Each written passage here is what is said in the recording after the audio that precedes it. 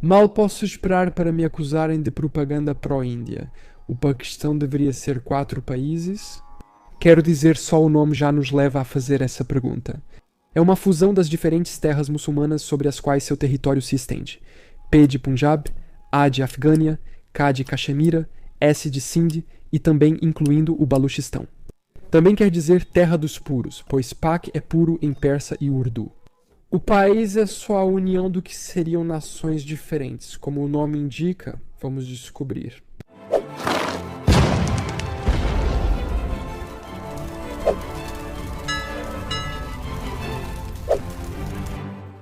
O Paquistão tem mais de 240 milhões de habitantes. Este gráfico de pizza mostra sua composição étnica. Ele mostra como, embora os Punjabis sejam claramente o maior grupo, com 44% a população pertence a muitas etnias diferentes. 15% são pastós, percentual que deve ter aumentado com a chegada de 15 milhões de refugiados afegãos. 14% são sindhis, 8% saraikis, 7% mujahires e 3% baluchis. Isso está certo? Muitos outros países têm vários grupos étnicos que compõem sua população, mas o que é particular sobre o Paquistão é a distribuição dessas pessoas pelo território do país. Há vários bolsões de minorias étnicas no país, mas 4 grupos principais vivem em regiões específicas. Os baluches vivem no sul, em uma região chamada Baluchistão.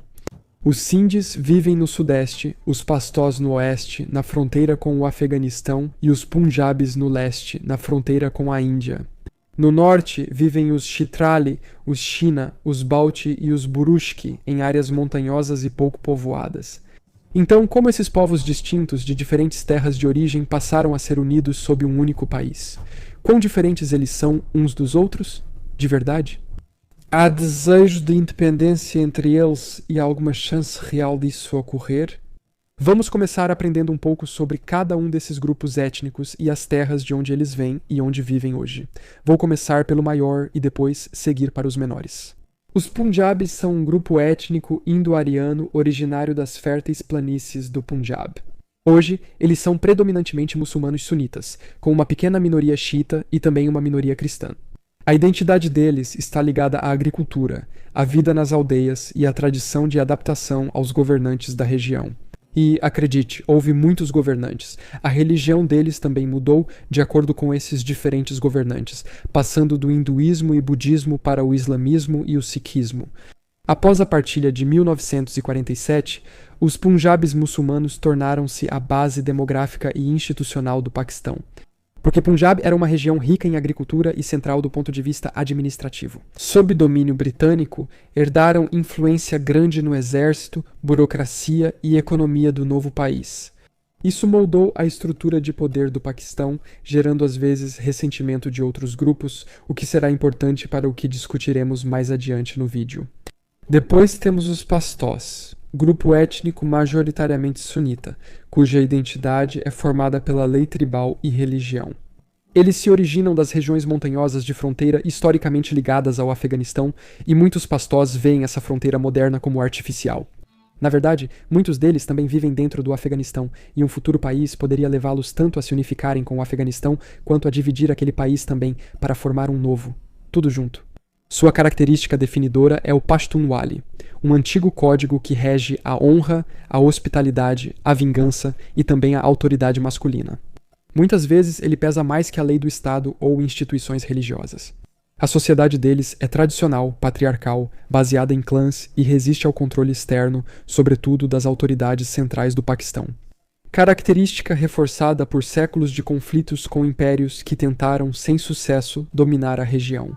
Como fizeram nas atuais fronteiras do Afeganistão, o povo Pashtun tende a se ver como guardião da independência local, e sua forte solidariedade étnica muitas vezes supera a identificação com o Paquistão como Estado-nação.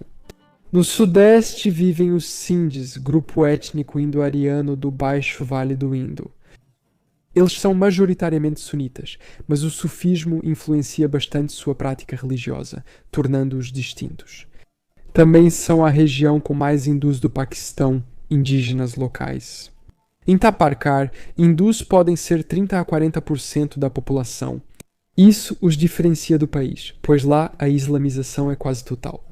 A identidade Sindhi enfatiza mais o misticismo, a tolerância e o apego à terra e ao rio, refletindo a longa continuidade da região desde os antigos assentamentos do Vale do Indo. Sob domínio islâmico, diferente do Punjab, Sindh adotou o Islã mantendo sua cultura pré-islâmica. Folclore e música seguem centrais no cotidiano. A chegada de migrantes urdu após a criação do Paquistão em 1947 transformou as cidades e fez os sindhis sentirem-se como estranhos em sua própria província. A identidade sindhi moderna costuma ser defensiva, focada na preservação da língua, tradições e busca por autonomia política.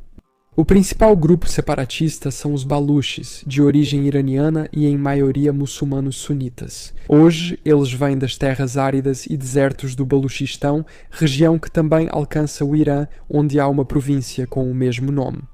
Eles são bem poucos em comparação com os outros, e sua cultura é fortemente tribal, com a lealdade ao clã e ao chefe tradicionalmente superando a lealdade ao Estado. É parecido com os pastós, mas se destaca pela geografia difícil, economia limitada e controle externo, mantendo tradição de independência e marginalização política. Desde a criação do Paquistão, a identidade Baluchi se vinculou às demandas por autonomia, controle de recursos e resistência à centralização militar. Isso causou disputas militares na fronteira com o Irã. Não sei se o Irã reivindica a região, mas há disputa. Esses são os 4 principais. Mas e quanto aos muitos outros grupos étnicos dentro do país, alguns dos quais também vivem em bolsões concentrados, principalmente no norte? Os Saraikis, povo indo-ariano do sul do Punjab, são majoritariamente sunitas e têm identidade influenciada por culturas Punjabi, Sindhi e pelos santuários sufis. Vivendo à margem, eles se consideram culturalmente distintos, mas politicamente ofuscados pelo norte do Punjab. Os Muhajirs, muçulmanos sunitas de língua urdu, têm identidade marcada pela migração na partilha. Mudaram-se do norte e centro da Índia e, após perderem a dominância política, desenvolveram forte identidade étnica urbana. Os Azadas são uma comunidade xiita descendente de mongóis da Ásia Central, concentrada ao redor de Quetta, no oeste. Eles são distintos e falam persa. Os Caxemires, muçulmanos indo-arianos do Himalaia, destacam terra, língua e cultura. Mesmo após séculos de dominação externa no Paquistão, eles mantêm sua identidade cultural, embora sejam símbolos políticos do país. Muitos moram do outro lado da fronteira, na Índia, em território disputado. Os Arhuis são muçulmanos sunitas de língua dravídica. No Baluchistão, convivem com os Baluchis em tribos, mas mantêm uma antiga identidade linguística anterior a migrações. Se os Baluchis já são minoria, esses são uma superminoria. E, finalmente, os Kalash são um povo indo-europeu não muçulmano e minúsculo em Chitral, cuja religião politeísta, festivais e rituais preservam um mundo cultural pré-islâmico muito raro dentro de um país hoje esmagadoramente islâmico. Então agora entendemos os povos, especialmente os 4 principais sobre os quais estamos falando neste vídeo. Mas e quanto aos territórios de onde eles vêm e os territórios em que vivem? Eles já foram independentes? As planícies férteis do Punjab tornaram a região uma das mais conquistadas do sul da Ásia. Ela quase nunca foi independente nem permaneceu muito tempo sob o mesmo império. Após o declínio dos Mughal, eles foram brevemente independentes sob o Império Sikh, tendo Lahore como centro. Britânicos venceram os Sikhs nas guerras Anglo-Sikh. Anexaram Punjab ao Raj britânico, militarizaram a região e fizeram dos Punjabis base da administração colonial e do exército. O território Pashtun raramente foi conquistado, mesmo sob impérios antigos e muçulmanos como os mogóis, que controlaram cidades e vales, mas não as colinas tribais. Os Pashtuns viviam em clãs guiados pelo Pashtunwali, não por estados centralizados. A região tinha mais ligação com o Afeganistão do que com as planícies indianas, e nenhum império pashtun local controlou todas as suas terras ao mesmo tempo. Os britânicos nunca conquistaram a região. Eles criaram a linha Durand, dividindo o território pashtun, e governaram indiretamente por acordos tribais, expedições e zonas tampão. Isso tornou as terras pashtuns a região menos integrada tanto da Índia britânica quanto, em certo sentido, do Paquistão. Hoje, Sindh é uma das regiões mais distintas do país. Fez parte da civilização do Vale do Indo, foi governada por persas e impérios indianos, mas logo desenvolveu forte identidade regional. Em 712 foi a primeira região do sul da Ásia conquistada pelos muçulmanos, mas manteve autonomia cultural, com o Islã se espalhando gradualmente de forma pacífica por tradições sufis. Sind era frequentemente uma província ou reino semi-independente. No século XVIII, mesmo sob grandes impérios, era independente sob dinastias locais como Kailhora e Talpur. Os britânicos conquistaram em 1843, após campanha breve e difícil. Anexando-a separadamente do Punjab e do Baluchistão, reforçou-se seu senso de unidade política distinta. O Baluchistão era a região menos centralizada e controlada das quatro. Era mais integrada que as áreas pashtuns, porém ainda menos centralizada. Não sei se isso faz sentido, pois os conceitos são parecidos.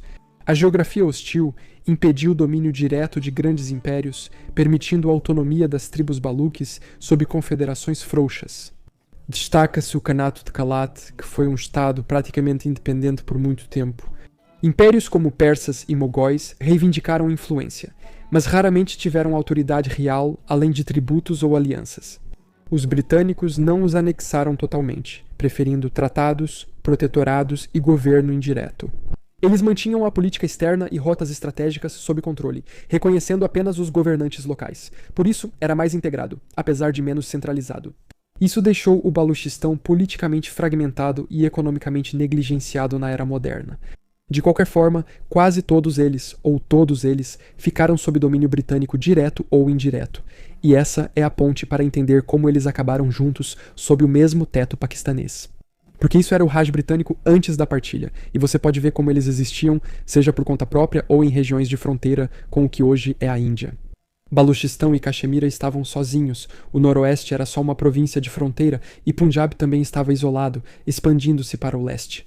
Sind fazia parte da presidência de Bombaim, mas todos integravam o sistema imperial, o que permitiu o que veio depois.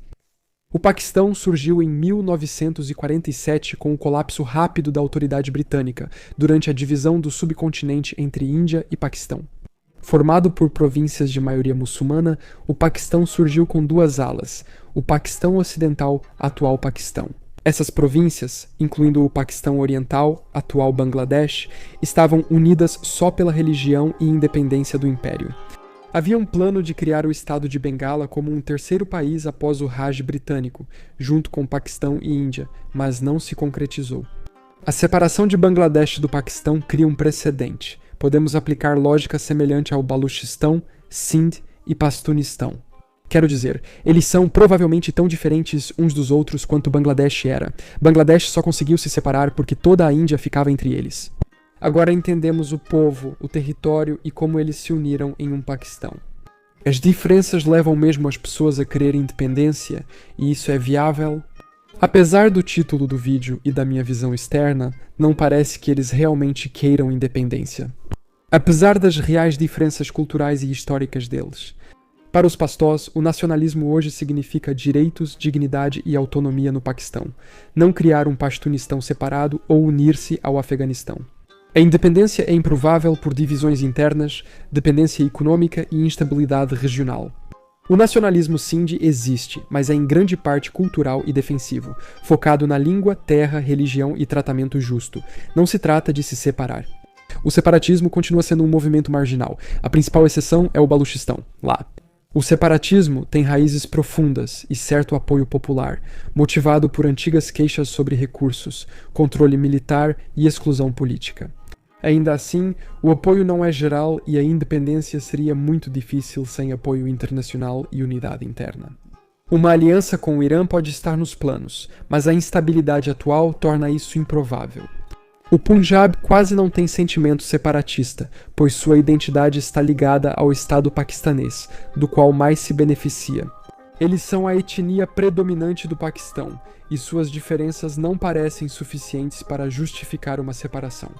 Bangladesh se separou por causa de extrema repressão política e exploração econômica, não apenas por distância cultural. Separação parecida em outra região do Paquistão só ocorreria sob condições muito severas, como o colapso do governo central, repressão constante e perda de legitimidade ou autonomia local. Porque, por enquanto, a maioria dos grupos vê a reforma dentro do Paquistão como mais segura do que a independência. Mas quem sabe se isso pode mudar no futuro? Talvez, em 100 anos, a região poderia ser chamada de Baluchistão, Pastunistão, Punjabistão e Sindistão. E a bandeira do Paquistão pode ser substituída por 4 novas, algumas das quais já existem como representação desses movimentos de autonomia ou independência.